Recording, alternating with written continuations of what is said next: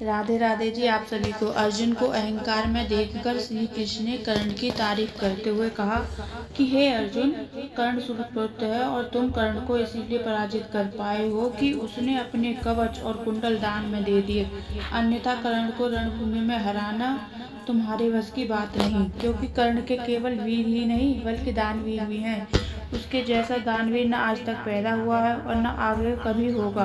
कर्ण श्री कृष्ण के मुख से इतनी तारीफ सुनकर अर्जुन से रहा नहीं गया और तर्क देकर अपेक्षा करने लगा। जब श्री कृष्ण ने अर्जुन से कहा, अगर तुम चाहो तो उसकी दानवीरता की परीक्षा ले सकते हो। इसके बाद अर्जुन और श्री कृष्ण ब्राह्मण का रूप धारण कर और रणभूमि में घायल कर्ण से अपनी परीक्षा लेने के लिए पहुंच गए। घायल कर्ण अपनी अंतिम सांसें पूरी कर रहा था, तभी भगवान श्री कृष्ण ने कर्ण को आवाज देते हुए कहा कि हे सूर्यपुत्र, हम गरीब ब्राह्मण हैं, हमें दान दीजिए, क्या हमारी इच्छा पूर्ण होगी। असहाय कर्ण थोड़ा हिचकिचाकर बोला, हे प्रभु, मैं तो रण क्षेत्र में घायल अवस्था में मृत्यु का इंतजार कर रहा हूँ। मेरी सारी सेना भी मारी जा चुकी है, ऐसी हालत में आपको क्या दान दूँ।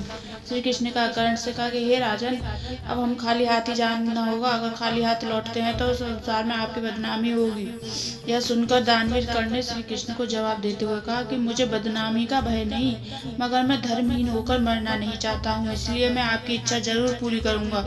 घायल कर्ण ने रणभूमि में पड़े से पत्थर से अपने दांतों को तोड़कर भगवान श्री कृष्ण को देना चाहा, लेकिन श्री कृष्ण ने दान को झूठा और अपवित्र बताकर अस्वीकार कर दिया।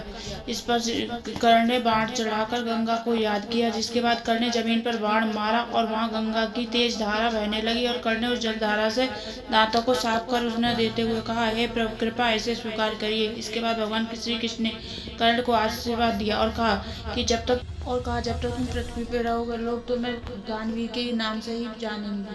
अगर वीडियो पसंद आई तो लाइक करें, सब्सक्राइब